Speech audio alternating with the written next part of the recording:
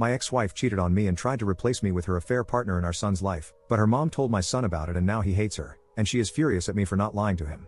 When my ex, 30 female, was pregnant with our son, 11 male, she cheated and left me for another guy. She even tried to put him on the birth certificate, which brought on DNA testing and a 3-year-long custody battle where she and her now husband did everything to try and take my son from me. Because of the cheating, the attempts to prevent me from being in my son's life, and many lies told, even to Child Protective Services, about me, there is no civil or co-parenting relationship between us. We always sit apart when we're at the same event for our son. We communicate only through an app assigned by the courts. We have third parties handle custody exchanges. That's just the way it has to be. 2 months ago, my ex's mother, who she has a rocky relationship with, told our son that his mom cheated on me with his stepdad. Once my son heard this, he brought it up to his mom and told her and his stepdad that he wished he didn't have to ever speak to them again. And he said his stepdad is not his stepdad anymore. He's pulled totally back from them too. My ex mentioned this via the app, and I spoke to our son when he came home with me. We share 50-50 physical custody, so I get a week, and she gets a week, and we rotate it that way. Anyway, I talked to my son, and he told me that his mom and stepdad always act like his stepdad is better than me, and they'd get annoyed that he only called me dad and his stepdad by his first name.